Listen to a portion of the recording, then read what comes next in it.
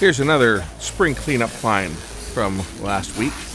I'm saving the best for last, and this one very well could be the best find of them all, if it works.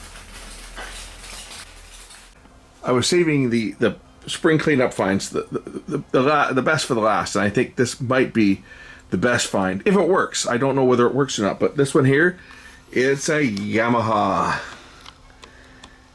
RX V995. Now this was a DTS receiver. This was a few years old. This one was out before HDMI. So on the back of this one, we have S-video and composite video only. It's got an AM/FM tuner. It's got optical inputs. It's got 2 optical inputs. Actually, it's got 4 optical inputs and 1 optical output. CD, taped mini disc in and out, DVD laser disc, and TV, and 2 coaxial inputs. It has a phono input, and of course, front, center, and rear, being a 5.1 channel receiver. So this unit, if it were to work, would be a nice receiver for a 2-channel system. I mean, it would work for 5.1, but it's not going to switch any video or anything like the more modern stuff. But let's hook this up to some speakers, and we'll plug it in and see if it works. This may very well work. This may have been disposed because somebody upgraded and bought a new receiver and just tossed this one away. That'd be something. Well, let's check it out and see if I got a good score or whether I have something else to take to recycling.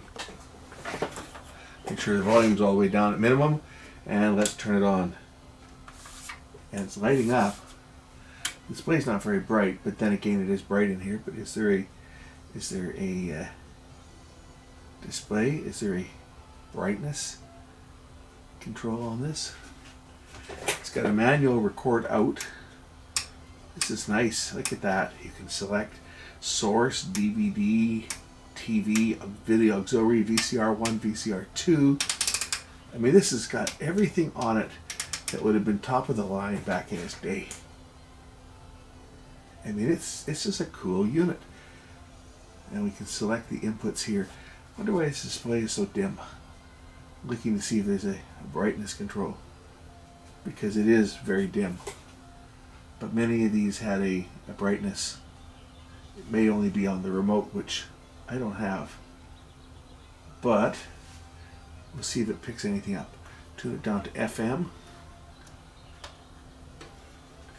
And speakers on.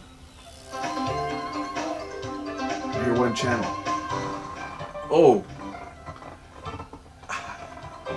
Could it be that that's all that's wrong with this is controls? Looks like, what's going on here? Oh, one of the feet is missing. One of the feet is missing on the bottom here. It's broken off. So actually 2 feet are missing from both sides. So, yeah. Okay, well, anyway. It works.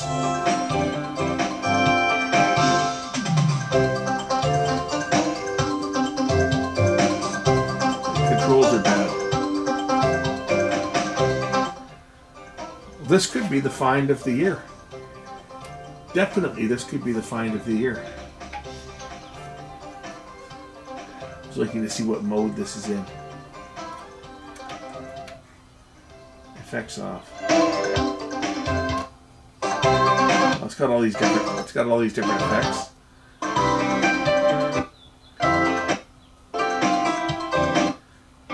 $70mm Pro Logic. Concert hall, church, jazz club. It's got all these different and then effects off. That's better.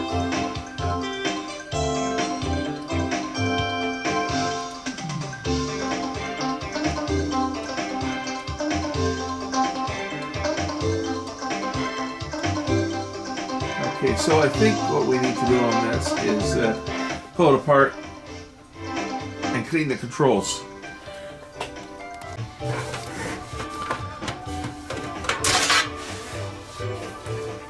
Now this is how you build a receiver, by the way. You see, Onkyo and a few other companies could take a little bit of pointers from Yamaha. You see this? It's got a fan to blow air. I don't know whether it's which way it's blowing, but it has a fan that will come on when the temperature gets to a certain temperature if you crank up the volume, and it's going to draw the air probably this way and blow it out this side over the power transformer. Got discrete transistors.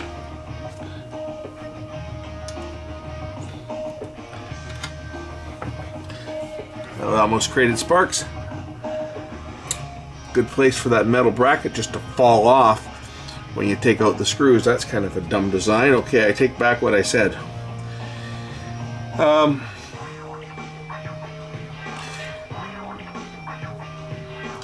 So get at the controls to clean them. They are right down here, so they're actually relatively easy to access. So let's get some cleaner and clean those controls.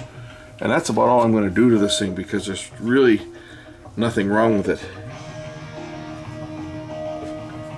Just get my extra little light in here just so I can see what I'm doing.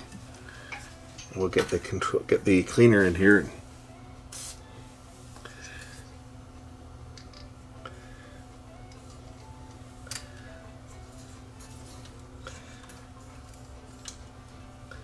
Not the easiest controls to get into, are they? I should be able to get some cleaner in here right from the top of it here.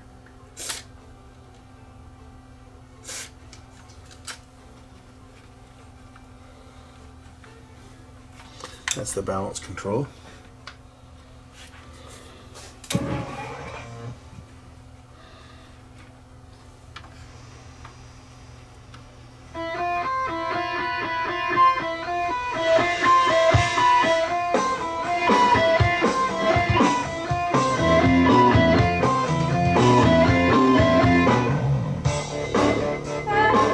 Okay, that one's clean.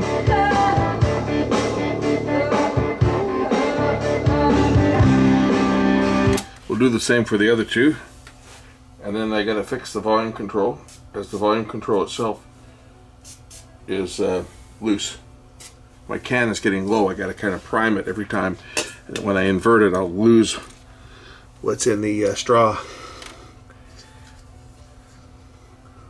This can is getting almost to the point where I'm going to have to think about someday replacing it with a new one.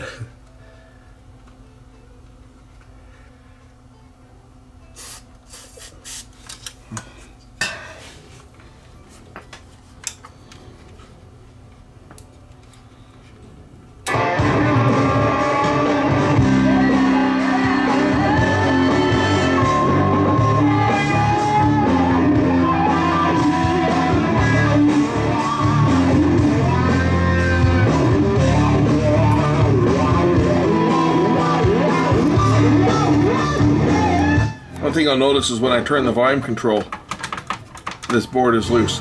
That's because the screws behind the volume control, I bet, have come off, or the nut has come off. So we'll clean the volume control as well on this one, which is right here. If I can get to it. Doesn't sound dirty, but it's right here.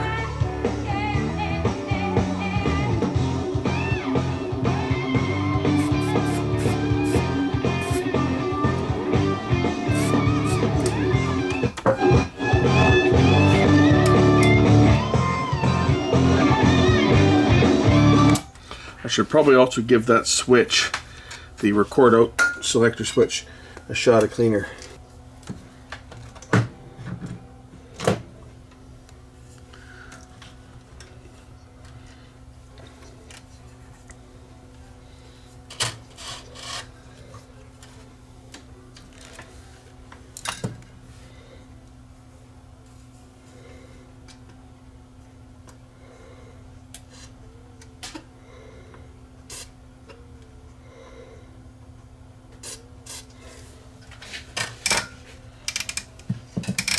Clean it while I have the opportunity.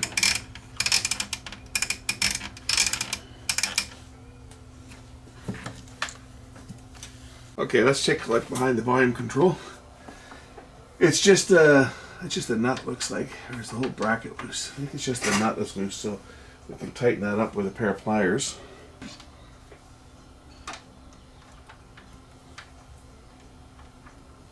It's really quite loose. Very loose. There. That will fix that. How about the input select? Is it loose too? Check this one while we're at it. No, this one's not loose. Just the volume.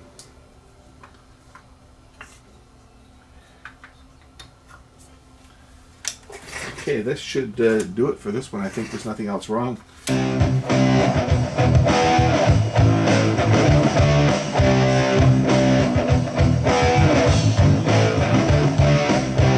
I'll try and find a couple feet for it. Looks like the feet were snapped right off, but I might have a couple of spare feet from that broken laser disc player that might fit. We'll just check them out and see. Well, they're not quite the same, but I think if I put them on the back, put the one good one from the back here up front, and put these other ones on the back, it might be acceptable. So let's do that. Put this one on the front.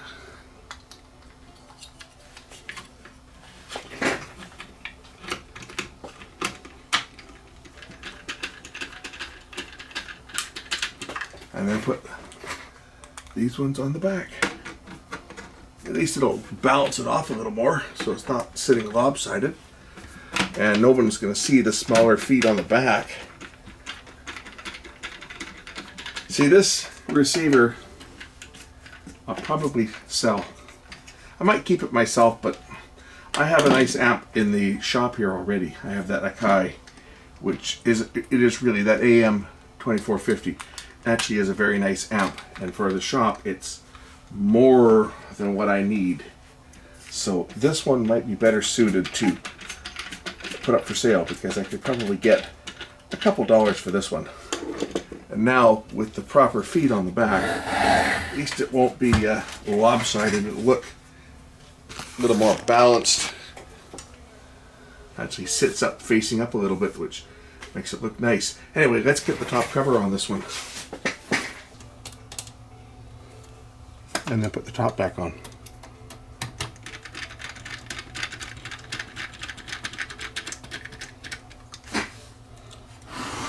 So as you can see, these units are quite well built. This is how all receivers should be built, like this Yamaha. They did a good job. And that's why I say if I have to replace my existing receiver, I'll likely replace it with a Yamaha before I go to a different brand. And that's primarily because I know a lot of people that are running Yamahas and they really haven't had issues with them. If you check out all the ventilation on this thing, like this thing's never going to overheat.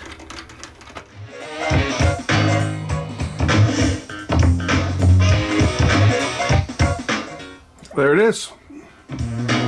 Sounding great. So that was a good score.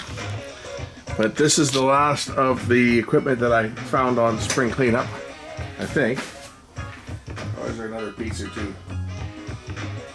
I think that's about it. So anyway, thanks for watching. We'll catch you in the next one.